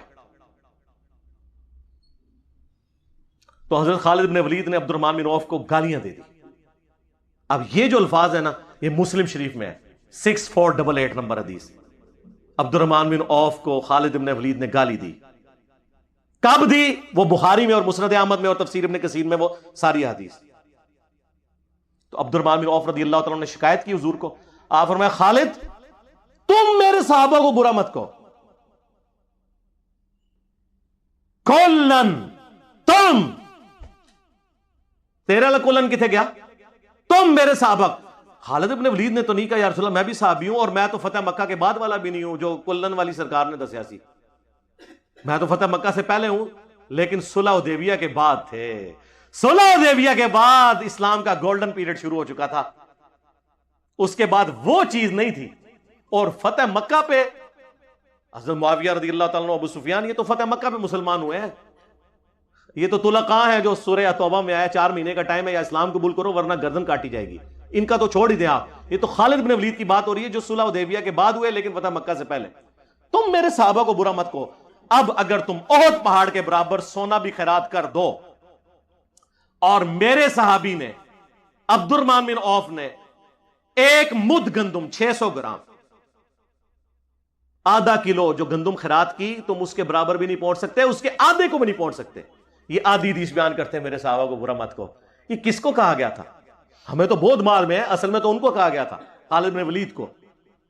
انہوں نے تو نہیں کہا کلم وعد اللہ الحسنى, انہیں پتا تھا یہ اتنا سادہ معاملہ نہیں ہے. جس طرح بریلوی اپنے بزرگ بابوں کے بارے میں چیزیں منسوب کرتے ہیں, یہ بھی ہر چیز کو ہر ایک کے ساتھ منسوب کر دیتے ہیں. احد پہاڑ آلموسٹ 4.5 میل کے اوپر پھیلا ہوا ہے, 7.5 کلومیٹر, جا کے گوگل میں لکھیں 7.5 کلومیٹر پہ پھیلا ہوا احد پہاڑ, پتھریلا, اس کا آپ ذرا وزن کریں, اور سارا سونے کا ہو. اور عبد الرحمن بن عوف, اور یہ تو بات عبد الرحمن بن عوف کی بات ہو رہی, مولا علی کی تو آپ چھوڑ ہی دیں, مولا علی کی در, یہ تو عبد الرحمن بن عوف کی بات ہو رہی ہے. علی معاویہ بھائی کتوں بھائی بہت فرق, رہن دو. عبد الرحمن بن عوف رضی اللہ تعالیٰ عنہ کے برابر نہیں پہنچ سکتے. احد پہاڑ اتنا سونا, تو آپ دیکھیں میں نے ایک جملہ بولا تھا کروڑوں معاویہ ہونا ایک عمار کے برابر نہیں ہے, میں نے اس پہ رجوع کیا ہے کہ کھربوں معاویہ بھی ہوں ایک عمار کے برابر نہیں, کیونکہ حضرت عمار کا اتنا سا گندم خیرات کرنا, احد پہاڑ کے برابر سونا بھی خیرات کر دیں حضرت معاویہ رضی اللہ تعالیٰ عنہ, تو سر احد پہاڑ کے برابر سونا جو اس کی تو قیمت بہت ہے, اتنے سے سونے میں ہی اربوں معاویہ پورے ہو جائیں گے, کھربوں ہی تو کیلکولیٹر فیل ہو جائیں گے. میں نے بلکہ ایک بہت بڑے انجینئر صاحب, میں نے کہا یہ سپر کمپیوٹر, ان کا یہ کیلکولیشن نہیں ہو سکتی اس کی اگر سونے کی قیمت لگائی جائے. سر ظاہر ہے سونا اب 1,20,000 روپے آلموسٹ تولا ہے, تولا اینا جا ہوتا ہے 7.5 کلومیٹر تے پتھریلا, او دا وزن کرو کروڑا ٹن بنے گا, کوئی نہیں, اور پھر اس کی قیمت کیلکولیٹ کریں. عمار ابن یاسر تو آپ چھوڑ دیں سر, یہ حضور نے بھی ویسے چن چن کے نا بندوں کے نام لیے, یہ تو میرا فیوریٹ ٹاپک ہے, نہ چھیڑا کرو ملنگا نو, میں تو منع کیتا ہے. ٹھیک ہے, تسی یہ سمجھو کہ ساڈا واسطہ پیا ہے انہاں لوگوں نے جو کہانیاں بیان کرتے ہیں, بھائی نہ, واللہ یہ میرا دعویٰ ہے، جس نے احادیث نہیں پڑھی، جس نے سنت کو نہیں مانا، اسے قرآن بھی سمجھ نہیں آئے گا۔ قرآن ہم آپ کو سمجھاتے ہیں میرے بھائی، یہ کیٹاگریز ہیں، ٹھیک ہے نا جی۔ یہاں پہ نبی علیہ السلام نے صلح حدیبیہ والی بھی ڈیفینیشن کر دی۔ صحابی حضرت عبد الرحمن بن عوف کو کہا کہ میرے صحابہ کو خالد تم نہ کہو۔ تو یہ کیٹاگریز کے ڈویژن ہے، فتح مکہ سے پہلے، فتح مکہ کے بعد، ہجرت مدینہ سے پہلے، ہجرت مدینہ کے بعد، صلح حدیبیہ سے پہلے، صلح حدیبیہ کے بعد، یہ ساری ہیں، اور یہ سب قرآن کے اندر ان کی جڑ موجود ہے۔ مجھے بتائیں، یہ مہاجرین اور انصار کا جو ذکر ہوا ہے، اگر تمہاری ڈیفینیشن مان لی جائے کہ جی دو ہی کیٹاگریز ہیں، فتح مکہ سے پہلے اور بعد، تو ہجرت مدینہ سے پہلے اور بعد یہ ڈیفینیشن کیوں قرآن میں جگہ جگہ آئی ہے؟ سورہ نساء تو پورا ہجرت کے بیان سے ہے، وہ پورا قرآن پڑھو نا، ایک قصہ نہ لے لو، پورا قرآن ٹوٹیلٹی میں دیکھیں۔ تو قرآن میں بھی آپ نہیں اپنا مقدمہ پیش کر سکتے، کیونکہ آپ بودے مسائل کے اوپر کھڑے ہوئے ہیں۔ آپ نے علم حاصل کرنا ہے تو صبح 9 سے لے کے شام 5 بجے تک ہماری فون آن ہوتا ہے، اس میں آپ سے بات نہیں کروں گا، نہیں، آپ ریسرچ پیپر فری منگوا سکتے ہیں، دنیا میں ہر انسان منگوا سکتا ہے، پاکستان کے اندر، پھر وہ لے جائے فری۔ صرف ڈاک کا TCS کا 300 روپے آپ نے دینا ہے، 12 کا پیکج آپ کے پاس آئے گا، جس میں سے 3 اذکار کارڈ ہوں گے اور 9 ریسرچ پیپر، جن میں کربلا والے 200 احادیث، روایتہ نہیں سرکار، تاریخ نہیں بنو امیہ اور بنو عباس کی، احادیث، وہ بھی ریسرچ پیپر ہوگا۔ اس کے اندر ساری تفصیلات موجود ہیں۔ خلفائے راشدین کون ہے یہ بھی میں نے بتایا، حضرت عثمان کی شہادت کے اصلی اسباب، عبداللہ ابن سبا والا ڈرامہ نہیں، بخاری مسلم، جنگ جمل، صفین، نہروان، اس کے بعد صلح حسن، پھر حضرت معاویہ کا دور ملوکیت، پھر حضرت حسین کی شہادت، 200 احادیث اکثر بخاری مسلم سے، اور بخاری مسلم کے علاوہ جو ہیں ان پہ بڑے بڑے ائمہ کے تحقیم لگی ہے، امام ترمذی کی، امام حاکم کی، امام ذہبی کی، امام البانی کی، شیخ زبیر لیزئی کی، شیخ شعیب ارناؤت کی رحمہم اللہ اجمعین، سلیم اسد کی، اور محدثین کی اس پہ تحقیم لگی ہے، وہ آپ پڑھیں اور علم حاصل کریں۔ تو یہ کل وعد اللہ الحسنہ سرکار، یہ اس طرح نہیں ہے کہ آپ نے پک اینڈ چوز کرنا ہے، قرآن کو پوری ٹوٹیلٹی میں سمجھنا ہے۔ دیکھیں صلح حدیبیہ کے صحابہ کے بارے میں سورہ فتح میں آیا کہ اللہ ان سے راضی ہوا جنہوں نے بیعت کی اس درخت کے نیچے، اور مسلم شریف میں حدیث ہے انشاءاللہ مجھے اللہ سے امید ہے اسے جہنم کی آگ نہیں چھوئے گی۔ لیکن وہ جو آیات پھر آگے آتی، محمد رسول اللہ والذین معہ اشداء علی الکفار، اس آیت 29 نمبر آیت جو آخری آیت ہے سورۃ الفتح کی، یہ پوری پڑھے تو اس کے اینڈ پہ آیا ہے کہ جو ایمان لائے، نیک اعمال کیے، منہم مغفرۃ و اجر عظیما، ان میں سے بھی جو یہ کام کریں گے یعنی ثابت قدم رہیں گے، جو سورہ توبہ میں بھی آتا ہے اللہ تعالیٰ اور اس کا رسول ان کے اعمال کو دیکھے گا، ان کے لیے اجر ہے۔ وہاں بھی اوپن لائسنس نہیں ہے۔ یہ ساری چیزیں آپ کو تب سمجھ آئیں گی جب آپ قرآن اور سنت پورا ٹوٹیلٹی میں پڑھیں گے۔ اس کو میں کنکلوڈ کرتا ہوں اس حدیث کے اوپر، جامعہ ترمذی ابو داؤد کے اندر حدیث موجود ہے، سنن ابن ماجہ میں بھی، نبی علیہ السلام نے فرمایا میری وفات کے بعد عنقریب تم بہت اختلاف دیکھو گے، اس وقت دین میں نئی نئی بدعتوں سے بچنا، اور علیکم بسنتی وسنت الخلفاء الراشدین المہدیین، میری سنت اور میرے خلفاء راشدین کی سنت کو لازم پکڑ لینا۔ تو خلفاء راشدین کے مخالفین کو اللہ کے نبی نے کیا فرمایا؟ اہل البدع، یہ بدعت کرنے والے۔ حضرت عثمان تک تو سارے جبڑے کھول کے بول دیتے ہیں بلوائی تھے جی، باغی تھے جی، خارجی تھے، حالانکہ خارجی کی ٹرم بخاری مسلم میں حضرت علی کے مخالفین کے لیے آئی ہے۔ حضرت علی کا یہ ٹائٹل تو نہ آپ چھینے۔ بخاری مسلم میں ابو سعید خدری کہتے ہیں یہ خوارج نہروان کے موقع پر ہم نے مولا علی کے ساتھ مل کر قتال کیا، مخلوق کے بہترین لوگ ہیں جو قتال کریں گے، نبی علیہ السلام نے فرمایا تھا۔ تو خلفائے راشدین کے ساتھ چلنا ہے۔ حضرت علی کے بھی جو مخالفین ہیں ان کے بارے میں بھی وہی رویہ ہے، اور اس میں خصوصاً اصحاب صفین جو ہیں ان کے بارے میں، اصحاب جمل کو تو حضرت علی نے معاف کر دیا، صفین والوں کے بارے میں آپ کو پتہ ہے کتنا سخت رویہ رہا۔ مولا علی قنوت نازلہ پڑھتے رہے، اللہم علیک بمعاویہ و اشعاعہ، اے اللہ معاویہ اور اس کے شیعہ کو برباد کر، عمر بن عاص اور اس کے شیعہ کو برباد کر۔ حتیٰ کہ المصنف ابن ابی شیبہ میں ہے کہ میں اللہ سے امید کرتا ہوں کہ جنگ صفین میں جو میرے مخالفین ہیں ان کو اللہ تعالیٰ معاف کر دے گا۔ ظاہر ہے وہ سرغنا نے ورگلایا، یہ میں اس کی تشریح کر رہا ہوں۔ پھر اللہ کی بارگاہ میں مقدمہ میرے اور معاویہ کے درمیان طے ہوگا، اس کو نہیں معاف کیا، یعنی ان کے نزدیک، میں تو کہوں گا ان کو رضی اللہ عنہ، یعنی حضرت علی رضی اللہ تعالیٰ عنہ نے حضرت معاویہ رضی اللہ تعالیٰ عنہ کو نہیں معاف کیا کیونکہ انہوں نے حضرت ابو الغادیہ رضی اللہ تعالیٰ عنہ کے ذریعے عمار ابن یاسر رضی اللہ تعالیٰ عنہ کو شہید کروایا تھا. کلن یہ نہ ہاتھ پایا کرو، منو چھیڑ دو تسی تو میں خلفائے راشدین کے ساتھ کھڑا ہوں تو میں نہیں چھوڑوں گا، کیونکہ حضور نے ہمیں کہا تھا میرے بعد خلفائے راشدین کو پکڑ لینا. تم خلفائے راشدین سمجھتے ہو صرف حضرت ابوبکر عمر عثمان ہے شیعہ کے بکس کے اندر، نہیں، حضرت علی بھی. میں تو شیعہ کو بھی نہیں چھوڑا، ان کی ناج البلاغہ سے خلفائے ثلاثہ کی شانیں بیان کی کئی دفعہ. بخاری مسلم میں درجنوں احادیث موجود ہیں جس میں آپ کو فرق پتہ چل جائے گا کہ خلفائے راشدین اور ادر دین خلفائے راشدین. اس میں نے کئی ایک نمونے تو میں نے اس ویڈیو کا جواب ہی تو پوری زندگی دے رہا ہے حالت حالے پتہ نہیں شاید مہینے بعد چڑھے او دا جواب بھی نہیں دے سکتے، ان کی کمپیٹنسی نہیں ہے. یہ تو ابو داؤد ترمذی سے حدیث بیان کریں نا کہ نبی علیہ السلام فرمایا میرے بعد خلافت نبوت کی طرز کے اوپر رہے گی 30 سال تک، اس کے بعد ملوکیت ہوگی. پھر وہ سفینہ کہتے ہیں رسول اللہ کے آزاد کردہ غلام صلی اللہ علیہ وآلہ وسلم رضی اللہ تعالیٰ عنہ اپنے شاگرد سے بیٹا گن، ابو بکر کے 2 سال، عمر کے 10 سال، عثمان کے 12 سال اور علی کے 6 سال، اور اس میں حضرت حسن کے 5 مہینے شامل ہیں. تو وہ آگے سے کہتا ہے کہ بنو امیہ کے لوگ تو کہتے ہیں علی علیہ السلام خلیفہ ہی نہیں، یہ علیہ السلام امام ابو داؤد نے نقل کیا ہے. تو حضرت سفینہ کو غصہ آتا ہے، وہ کہتے ہیں کہ یہ ان کی پیڑ سے جھوٹ نکلا ہے، ان کی تو اپنی حکومت شریر ترین بادشاہت ہے. تو یہ 30 سال کے بعد شریر ترین بادشاہت شروع ہو گئی ہے. مسند احمد میں الگ سے حدیث موجود ہے کہ جب نبی علیہ السلام فرمایا مجھے اللہ اٹھائے گا پھر خلافت علی منہاج النبوہ ہوگی، اس کے بعد کاٹ کھانے والی ملوکیت یعنی مخالفین کو کاٹنے والی.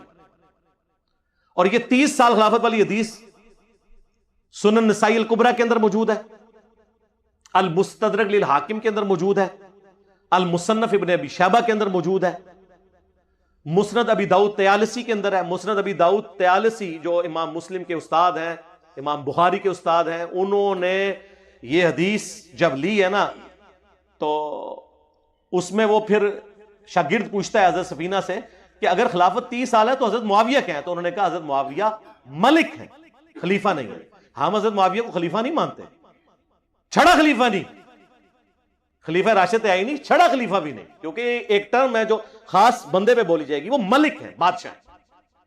ویسے تو آپ امیر المومنین فی الپاکستان عمران خان صاحب کو کہہ لیں خلیفہ، وہ اس طرح آپ جو مرضی کہتے رہے، ملک ہے. انہوں نے کہا وہ تو بادشاہ ہیں. اور مصنف ابن ابی شیبہ میں ہے یہ شریر ترین سخت گیر بادشاہ ہے، اور ان کا پہلا بادشاہ معاویہ ابن ابی سفیان ہے. حضرت سفینہ نے خود فام بیان کیا ہے یہ کون ہے. تو سر یہ ہم یہ چیزیں کھول کے اس لیے بیان کرتے ہیں تاکہ کسی کو کوئی ابہام باقی نہ رہے. اللہ تعالیٰ سے دعا ہے جو حق بات میں نے کہی اللہ تعالیٰ ہمارے دلوں میں راسخ فرمائے. اگر جذبات میں میرے منہ سے غلط بات نکل گئی اللہ تعالیٰ ہمارے دلوں سے محو کر دے، دھو دے، ہمیں معاف بھی فرما دے، ہمیں کتاب و سنت کی تعلیمات پر عمل کر کے دوسرے بھائیوں تک پہنچانے کی توفیق عطا فرمائے. سبحانک اللہم و بحمدک اشہد ان لا الہ الا انت استغفرک و اتوب الیک وما علینا الا البلاغ المبین.